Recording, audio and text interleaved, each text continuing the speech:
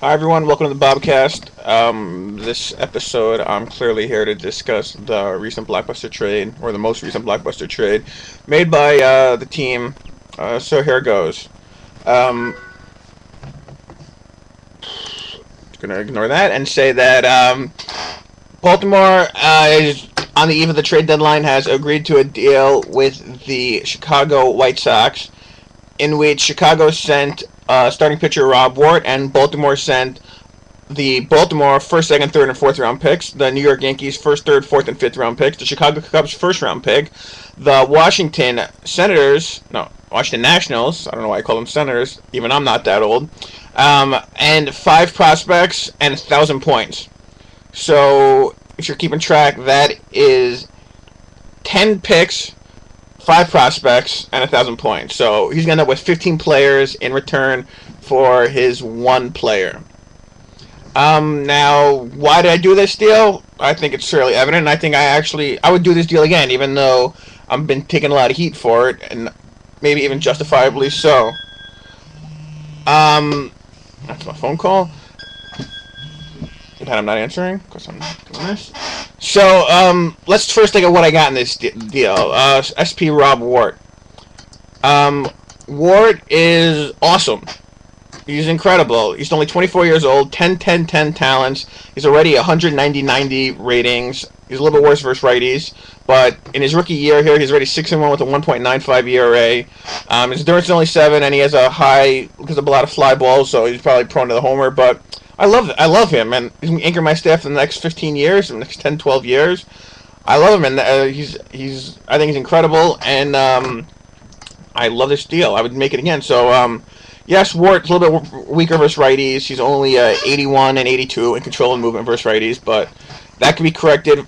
And he hasn't been to winter ball yet. I mean, he's an awesome player, Rob Wart.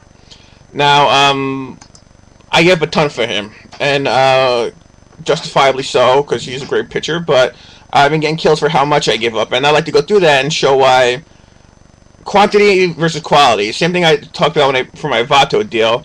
I don't mind giving up quantity, but I didn't really give up quantity. Yes, between the Vato deal which led into the Montero deal, and this deal, I've dealt a ton of prospects, most of my minor leagues.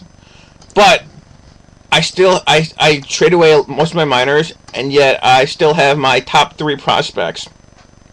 Top 3 prospects to me being Harry Murray, the guy took the first hitter taken in this last draft. Babe Ruth, even though he sucks, hasn't developed a point, still a 20-year-old 10-10-10 hitter.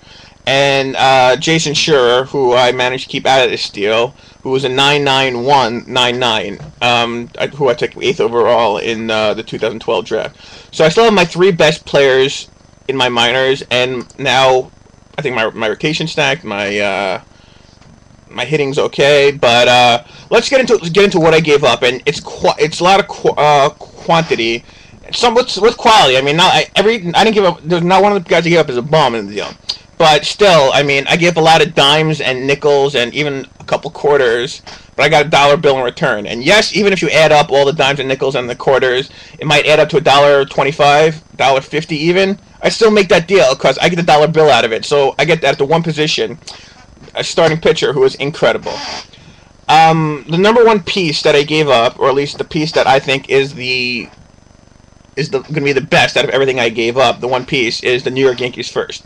Now, some people have been asking me what the hell does it mean that I top 4 protected it. It's like in the NBA, with lottery protection, that if a pick ends up being, whatever. So here, he has top 4 protection, meaning if the Yankees finish with a pick in the top 4, he gets his pick back, and he owes his first and second next year to the team instead.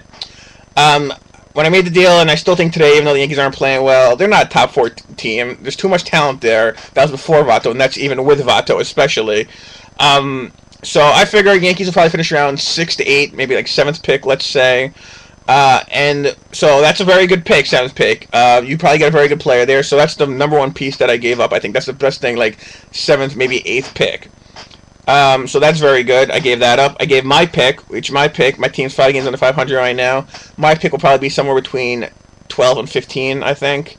I have a decent team. Maybe I don't think there's any chance to give me a top 10 pick unless my team completely falls apart, which I don't think my team is possible. But so my team somewhere around, say, 12th pick overall. So I gave that up also in the deal. So Chicago gets a pick around 7, a pick around 12, along with Chicago Cubs pick, which is gonna be a super late pick. Chicago's probably gonna have like a 28th pick or like a 27th pick in the draft.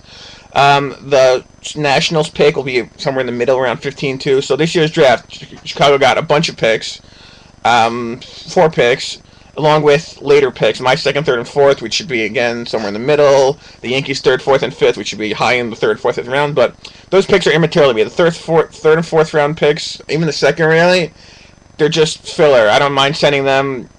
They just went. I don't really care about third through fifth rounders. They're useless to me. The prospects I gave up are a little bit of a different story. I mean, I like all the guys I gave up. Not so much the pitchers, because I hate pitching specs. I hate them.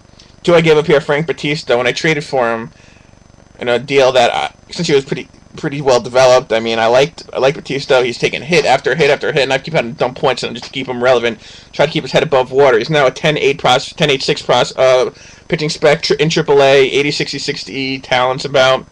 I don't really have faith that Batista will ever get to the majors. I mean, only 6 endurance, so he's maybe more reliever. I mean, I was planning to dump more points than him on his movement. If you lefty-righty him even, you can bump it up to an 8. So it could be a 10.88, but I don't really like Batista so much. Flores in single A, just this past sim, got talent increases, making him what he is, so I consider him like free. He's just a brand new guy, so I don't mind sending him. The other prospects, Hurley is a pretty good catcher spec. I took him 10th overall, I believe. I took Hurley, I'm checking it now. He was the 10th overall pick, yeah, in 2012. 45 contact, 45 gap. Nothing really much else developed. He's 23 years old. He's good, he's solid, but there's no place for him there's no place for him in my organization with Geisler and Wieters and even Montero. I had 3 catchers in front of him. So I was more than happy to send him, even though, yes, he's a pretty good catcher, or at least will be one day. Patrick Oy, the left fielder, is another good prospect. I sent him because he's 19 years old. He is well-developed, 50 contact, 64 gap already. I got him with the 27th overall pick in that 2012 draft, the one where I had 800 picks. Solid player, 4.5 stars. Another, just solid guy I sent in the deal. Same thing can be said for Donald O'Farrell. O'Farrell is a high contact guy, 10 in contact, but I mean, he's single A still. Granted, he's only 19 years old. He's 18 actually. O'Farrell's 18 years old, but he's a 16 in contact, 13 in power, 26 gap, 28 I. It's only 3.5 stars, but he's a very nice player. 10 stealing ability, 10 base running instinct. So if you ever, gets the majors in like 3-4 years, you'll probably be a pretty good player. 10 contact. I loved it. That's why I drafted him. Late in the first round. But I didn't give up anything. No huge piece in this deal. Like I said, I pick up an ace. I think a Roy Halladay type, especially. He's still gonna be around Wort for 2 lefty righties. I mean, I'm not saying that I'm gonna want to do that, but it's possible. I'm sure gonna give it a heck of a thought. That after I lefty righty him, if I did 2 lefty righties on him now, he'd be against righties 98, 98, 98, and versus lefties 198, 98, 98. And he's still only 24. He might develop more. I might not need to do that to lefty righty him, or it could be that I still have a winter ball. I could winter ball him and send his controller movement up. But even without doing anything now, just moving into my rotation, he's a 190-90 starter. So I give a lot of pieces for him. None of them are anywhere near as good as he is. I mean, it's a huge package, and it looks really good on paper, and Chicago got a really good deal out of it. I mean, there's the least they could do to keep him relevant, and that's Central with Kansas City and his 500 pitching specs, and Evan and his really good team, Minnesota with all his horses, and Cam has his awesome catchers and awesome hitting and awesome pitching, so the Central is going to be ridiculous. Should own the wild card for like the next 12 seasons, unless, Tampa or Toronto takes it. But I love this deal. I would absolutely do it again. I mean, and you got to give Chicago some credit, some balls, because I made him the original offer with everything except for the Yankees' 3rd, 4th, 5th round pick and the 1,000 points. And he came back to me with what I threw on my next year's picks. So he took this huge offer, like a lot of GMs might have jumped at, and said, "Yeah, it's nice, but how about giving me another first, second, third, fourth round, fifth round pick?" So I came back to him with, "How about the third, fourth, fifth to the Yankees and 1,000 points?" He said yes. I respect him for not just, jumping at an offer and trying to get all that extra little every penny that you could. At the same time, it's a good deal for him. It's a good deal for me. I mean, Mike, the San Francisco GM, loves talking about how every deal is a win-win, but it's mainly because he doesn't really have any opinions. He just doesn't want to piss anybody else. So he just says win-win, so no one goes like, "Hey, he said it screwed me." But whatever. This deal actually is a win-win, if you ask me. I picked up a stud ace pitcher, and Chicago picked up an entire minor league system just from trading one guy. And not like Wort, he needs to go through a full rebuild and whatever in order to load up to take on these big guns in the Central. And I needed an ace that's gonna be able to battle it for the next 12, 13 years. I mean, Wort's loyal. I mean, knowing this, he's bound to take a career-ending injury next sim and take talent decreases across the board. But I love this deal. A lot of you might not, and I respect your opinions. I'd love to hear them. I'm definitely going to watch all the videos and articles written about this trade. I find it interesting, the discourse, but quality over quantity. I dealt a lot of quantity. I don't want to reiterate, say it again, but a lot of quantity, but I got the best player in the deal. And like I said, best analogy I used, dimes and nickels, and even I think my pick and the Yankees pick might even be quarters, but even if they add up to $1.50, I get the dollar bill. And that's all I really look for in a deal. Just as an aside, this is pretty much the same package I offered for Wagner and also to Detroit for Cobb. Neither of them wanted to do the deal, so I ended up going with Wort. Happy. I mean, I would have rather have gotten Wagner because I think my pitching was pretty good already. Would have rather have gotten Cobb, but wasn't done deal without Murray in it. So I'm happy with this deal, though a lot of you might not be. Thanks for looking forward to your input or what you think of the deal, and let's go Orioles.